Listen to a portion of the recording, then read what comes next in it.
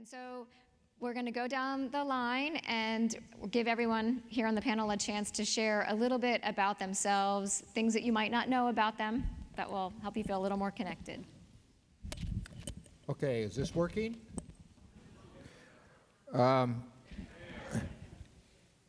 Okay, now it's working, I think. Well, I'm from Iowa, so you would think that I would be a good person for agriculture. I can't really claim to be a farmer. I was born on a farm, literally in a farmhouse. But when I was not much over 4 years old, my parents realized they couldn't really make it. My father was a tenant farmer who itinerant, because we'd go from one farm to another as these small farms were failing at the end of the Depression and during World War II.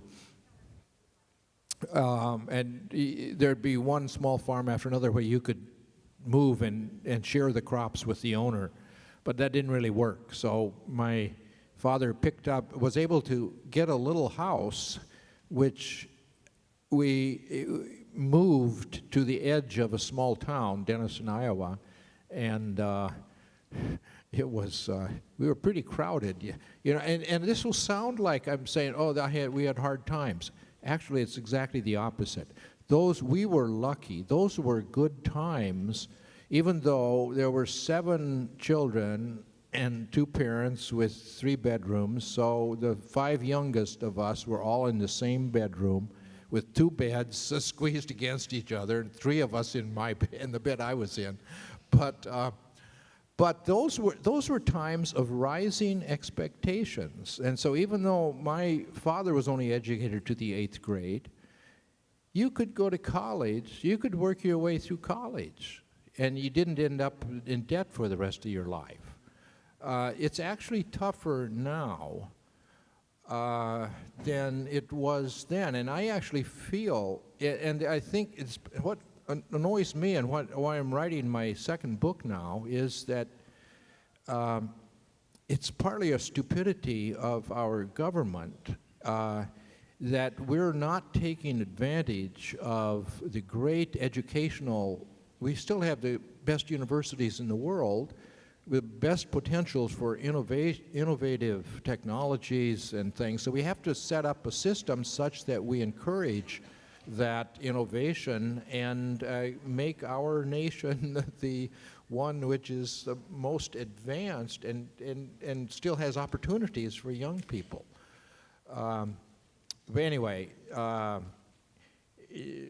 that's what has motivated me to get more involved in this is the vision that my grandchildren are not better off than we were, even though they have more money.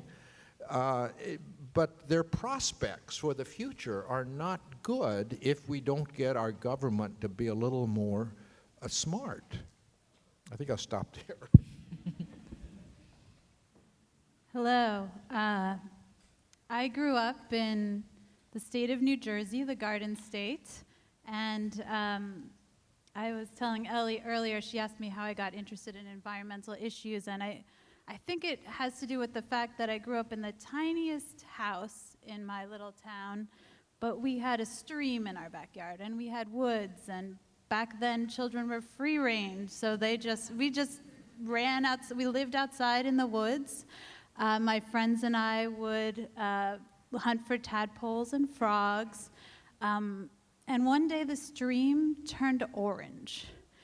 And so, being a fan of Harriet the Spy and Nancy Drew, we decided we had to figure out, why is our stream turning orange? And not to point fingers or name names, but there was a large pharmaceutical company in my town.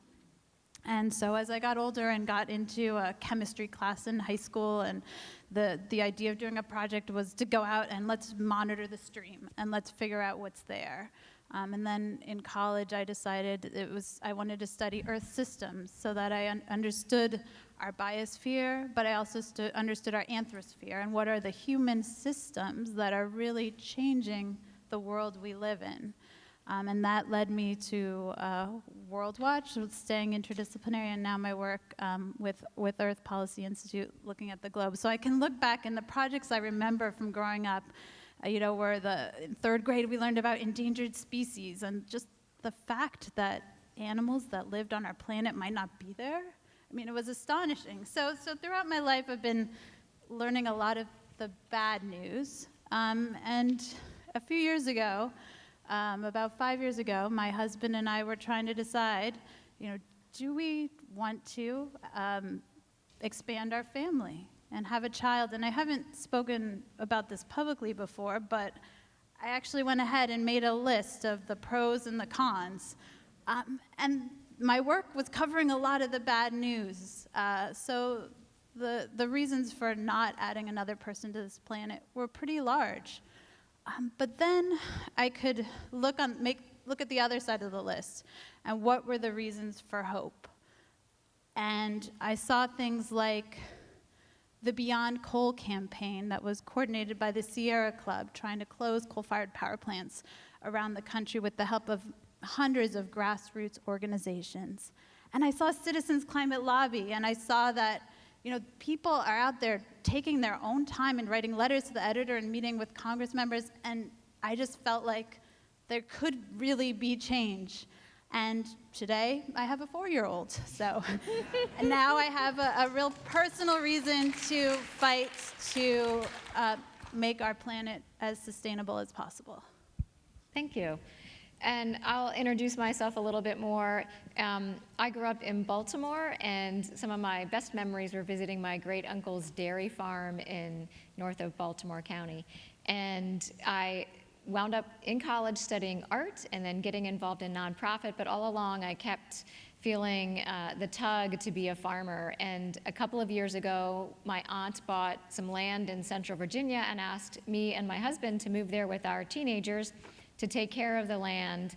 And that has been the most delicious gift for me, to be able to do that. And so I've been practicing regenerative agriculture, where I rotate my cattle through the field, and we've got a little dairy cow that we milk, and chickens that we rotate through the field as well.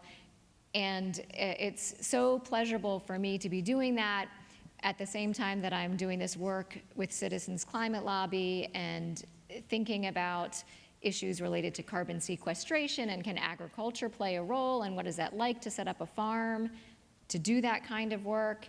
And it's a real treat and a real honor for me to be the Director of Field Development.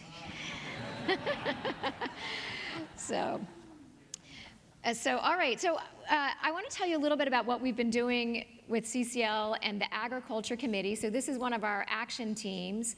And if there's folks on that action team in the room, could you just stand up real quick? Because I want you to see who these are. There's Alex Amonette, I know, is here, and George Lauer and others. So these folks, thank you so much, have been meeting on the phone weekly on Tuesdays, middle of the day, to wrestle with this issue about agriculture and climate change, and how will carbon fee and dividend impact farmers and agriculture, and will carbon fee and dividend derail our ability to feed ourselves? What do we need to be thinking about? What are farmers worried about? How can we address their fears? Will carbon fee and dividend, in fact, be good or bad for them? And we've taken the year and a half to look at that, and we figured out some things.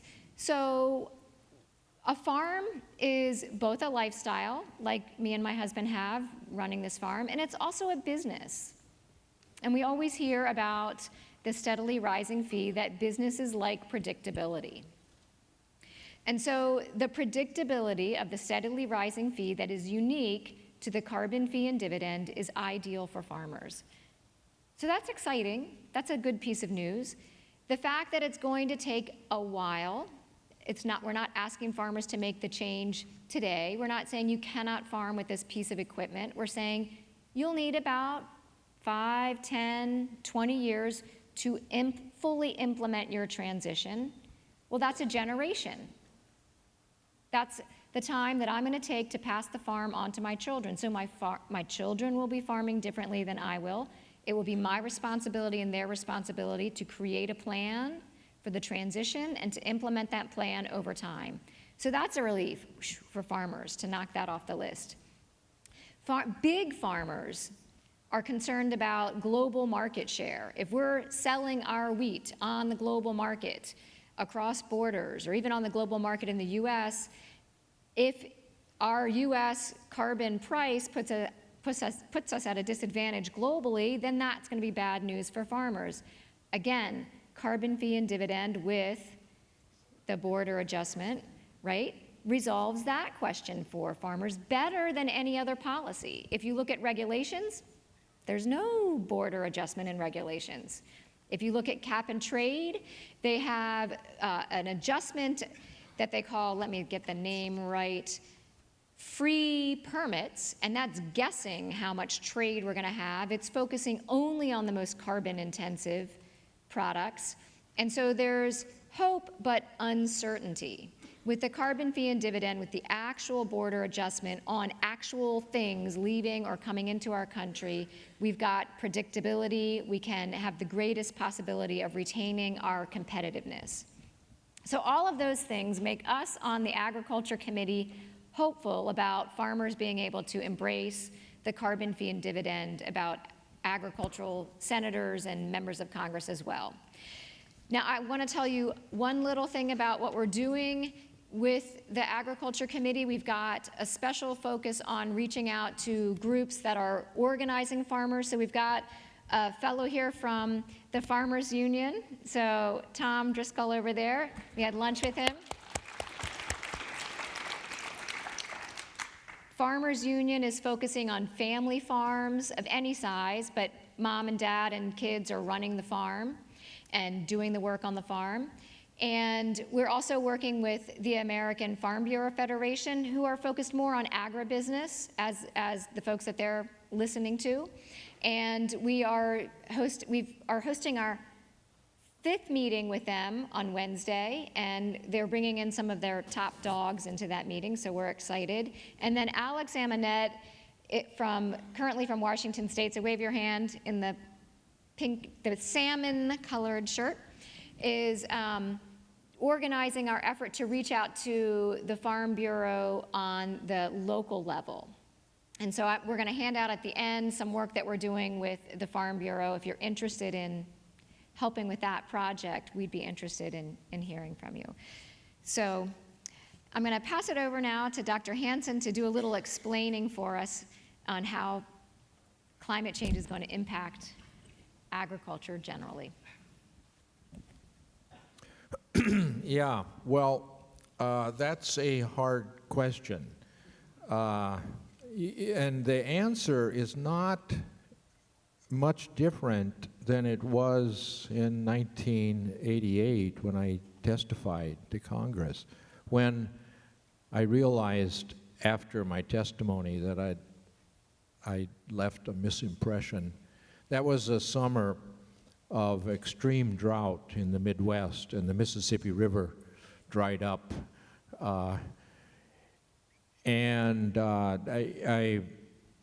I had made the point that global warming would make droughts more extreme. Then I felt that, well, that people were saying, no, they should be expecting droughts due to global warming. Well, but the other extreme of the hydrologic cycle also increases as the planet gets warmer, because the atmosphere holds more water vapor, and because of the nature of the way moist convection works, you're going to get more of the water in large events rather than small events. So that means you get more extreme floods than you did with a cooler planet. And that qualitative response of the climate system is one of the things that you can say with a high degree of confidence. And we see that it is actually happening. The wet places are getting wetter, and the dry places are getting drier on average. And within a place that has a more intermediate climate, the extremes will also, when you do get, it's like Catherine said this morning about Texas. Well, it's very wet right now, but it had a huge drought just a couple of years before, and that tendency is something that you can legitimately blame on the fact that the planet is getting warmer. I don't trust at all the patterns that are calculated with global climate models, because as I will show in this paper, which I've submitted for publication, the oceans are changing. And it's particularly important in the Southern Ocean, and where we can say with a very high degree of confidence that we know what's happening there. And it is a consequence of the increasing greenhouse effect. The North Atlantic is more difficult. One thing that we conclude is that the models are all too insensitive. And for reasons that we even understand, because the ocean models mix too easily compared to the real world. And so the stratification of the ocean that occurs as we change the forcing at the top is having an effect sooner.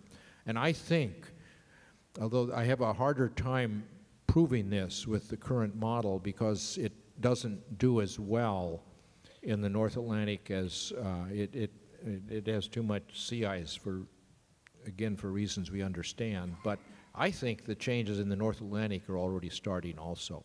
And that means that North America and Europe are both affected by these changes. And so the results that you get without these forced ocean changes are not reliable, in my opinion. So all we can say at present, if you look at the distribution of summer temperature anomalies, that distribution we showed in a paper a couple of years ago is shifting toward higher temperatures by a degree which is already enough that the person in the street should notice it. The frequency of warmer than normal summers is already statistically it's easily visible. Winter is a completely different story because of the higher variability and because these changes in the North Atlantic are already affecting the frequency of cold air outbreaks in the winter from the Arctic. But anyway, so my bottom line is that it's very hard to tell any farmer what's going to happen on his property. We can say something about the statistics, and we can say that extremes are going to be more extreme. So that certainly has an impact on agriculture, but but that's about all that I feel I can say with confidence. Yeah, I would definitely agree on the extremes in precipitation. And we've often used the data from your group at NASA to look at overall temperature trends. And I think if any of you out there are 38 years or older, then you haven't lived through a below normal temperature year, because it's just been getting hotter and hotter. The other globally, yes. Locally, yeah, you've certainly seen the variation. But when we look globally, I think what we do see is that climate instability does likely translate into food insecurity for many parts of the world. So there's the hydrological effects. There's the effect of that ice melting not only on ocean circulation patterns, but just the general rise in sea level. If you look around the world where we're growing rice, it's in those low-lying river delta areas, so Vietnam, Bangladesh, Thailand. In Bangladesh, just a meter sea level rise, which is well within the realm of what we could see this century. It could flood half of Bangladesh's rice land. We also know that, so that's largely the result of, thermal expansion of the oceans and melt from the large ice caps, but glaciers melting are also changing our river flows. And we have the ice in the Himalayas, for instance, and on the Tibetan Plateau that feeds all of Asia's major rivers. In the short term, as those glaciers are melting, that means more water, potentially more irrigation, but in the longer term, you will start to see smaller flows during the dry season, when that meltwater, those reservoirs in the sky, are very important. And then the third area where climate is really dangerous is the direct effect on high temperatures on yields. And several years ago, talking to a number of crop ecologists, we were hearing this rule of thumb coming out that each 1 degree rise Celsius in temperature above the optimum during the growing season could reduce crop yields by 10%. And in recent years, there have been a number of research projects, some of them coming out of my alma mater, Stanford, looking at actual data, so not just modeling of the future, but what we've seen in 600-some counties across the United States with corn yields and soybean yields. And they've found that it's actually closer to a 16% drop in yields with each 1 degree rise Celsius, 16%. And when you look at yields, which we've spent time analyzing yield graphs of crop, yield is how much crop you get per acre. And we've looked at trends from all around the world. You can see in Japan and South Korea with rice yields, they're already on a plateau. And it's not because the Japanese and the South Koreans are not good farmers. They're excellent farmers. In Japan, there's a pretty high support price for rice farming. So there's an incentive to be producing a lot of it. But there's just a limit of photosynthesis that they've seemed to have reached. Japan and South Korea with rice, the UK, France and Germany with wheat, all sort of already on a plateau in yields, meaning it's just harder to get more crop per acre. And that's before we've seen the major influence of the future expected climate change. So those are some of the limits we're facing. Awesome, good, all right. So we've got some explaining that we've just done. And now I want to move us to inspiring. So we'll start with Janet, who can tell us a little bit about opportunities for farmers inherent in the transition from high carbon to low carbon. So in April, our group released a book called The Great Transition, Shifting from Fossil Fuels to Solar and Wind Energy, that was authored by Lester Brown, myself, and our colleagues Matt Roney and Emily Adams, and I'll have books in the back afterwards if you're interested. And we were looking around the world at just what's happening, and I think we were excited and surprised by a number of things. So first, with the idea of farmland and how they can be involved with this great transition. You hear a lot with wind energy about the NIMBY problem, right? Not in my backyard. I don't want the big wind turbine off of Cape Cod that I have to look out from my multi-million-dollar mansion because it will upset my view. If you go to the US Midwest, farmland or our ranch land, it's PIMBY. It's put it in my backyard. Those farmers and ranchers are saying, we want that energy to be produced here right now. If in Iowa right now, wind contracts are being signed at about 2 cents per kilowatt hour versus the nationwide electricity grid price of about 10 to 12 cents. So wind, you put the turbines up and the fuel is free, so it's incredibly cheap. And that's why we have 9 states right now producing more than 10% of their electricity from the wind. Iowa and South Dakota are each more than 25% of their electricity is from wind. Amazing.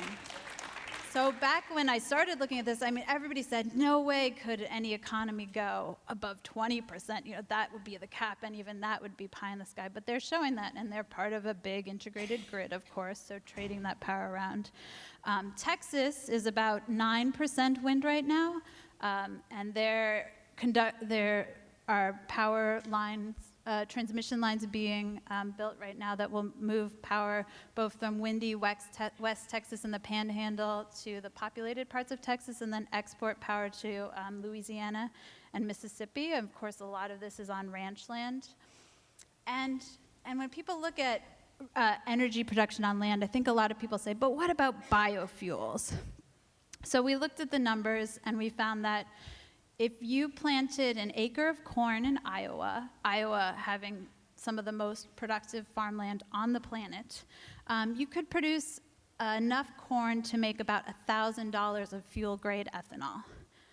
Or you could put one wind turbine on that acre of land, still be growing the corn or whatever else you want to grow, except for a tiny little footprint around the base of the wind turbine, and you could be producing $300,000 of electricity each year. And $300,000 of electricity per year, and what that farmer gets to keep are royalties of about $3,000 to $10,000 per turbine per year. And that's why it's PIMBY. I want that wind turbine here to be producing wind on my land. Farms are also great areas to be covering barns with solar panels. Solar costs have been falling very, very fast, about 75% in the last 5 years. So it's increasingly cheap. You know, back in the 70s, you were talking about $74 per watt for getting power from solar PV. Now we're looking at less than 70 cents per watt. Across the United States, there's 600,000 solar photovoltaic systems installed, and that number's growing by leaps and bounds. By about 60% a year worldwide, solar is increasing. So you can just see the exponential curve. It's really exciting. And you know, it's not just in the United States, of course. You look at Europe. Denmark was getting close to 40% of its electricity for wind. Portugal, Spain, Ireland are all close to 20% of their power from wind. And even China is now getting more energy from wind turbines than from nuclear power plants. It's amazing. In India, the government has a goal. There's 26 million irrigation pumps in India. India is very dependent on groundwater for its agriculture, much more so than China, and then even far more than the United States. Many of those pumps are running on diesel, and the rest are on electricity that has been highly subsidized. So the government's goal is to replace all those diesel and dirty electricity pumps with solar-powered pumps. And what they're making farmers do is they're saying, if you're getting these grants or the discounts for the solar panels, you're going to have to switch your irrigation to drip irrigation, the most efficient irrigation system, so that we can not only save water directly on the farm by using it more wisely, we're also saving water by closing those coal-fired power plants that are very water intensive. And they expect that each pump that's now running on solar can pay for itself within 1 to 4 years. So Sun Edison is looking at the Indian solar pump market as a major field for expansion. And globally, the solar pumps that could be installed would equal total solar power right now worldwide. So it's a really big market. And there's a lot of interesting ways that food production and energy production can really work in concert. And I think the more and more of our fossil plants that we close, that just is saving water. Water is 70% of our water use is all for agriculture. So anything we can do to cut our water use will help to protect our food futures. Awesome. All right. And as you were talking there about wind, it reminded me of what we've learned in the REMI study, is that we'll see a 10-fold increase in wind power. So with the carbon fee and dividend, we've got more wind than opportunities, more mailbox money coming to farmers. So, all right. Well, we'd like to open it up for questions, and we've got the 2 microphones, and we'll do the switching back and forth. So come on up. And we'll go ahead and start over here. Hi, thank you. My name's Gary Horvitz. I'm from California, and I know nothing about farming. But I have, I think, what may be 3 questions.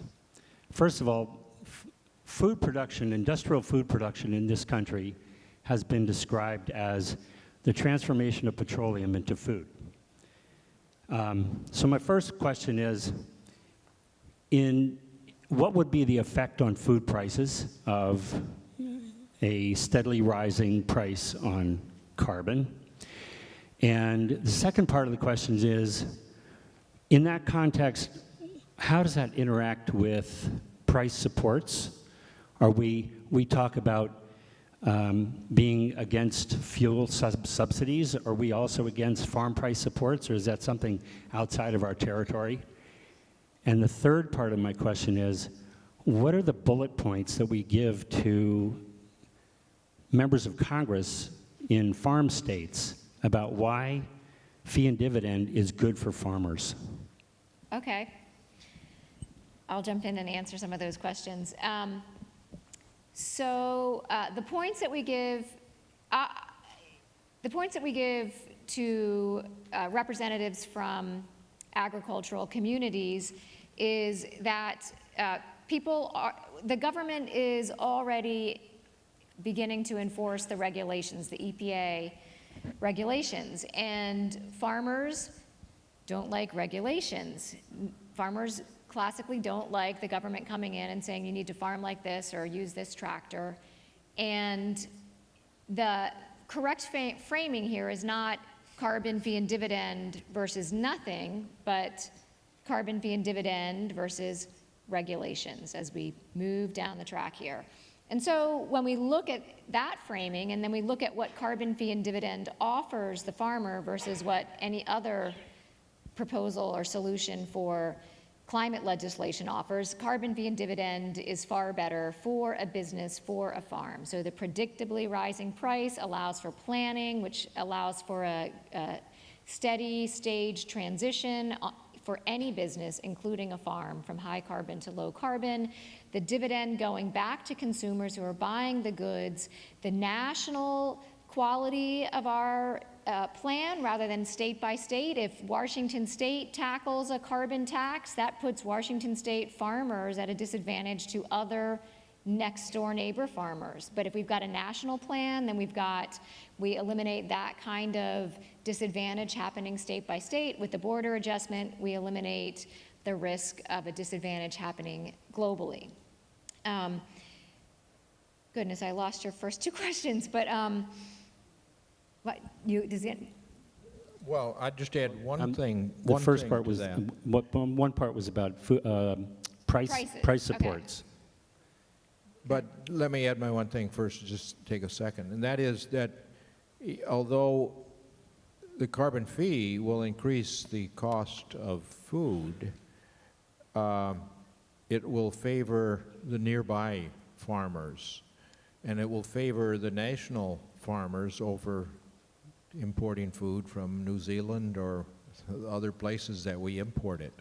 So, and the fact that the dividend, the money, there is no net increase in cost because we're giving 100% of the money to the public, will mean that you will be able to afford to pay a little more for your food if it's grown with fossil fuels.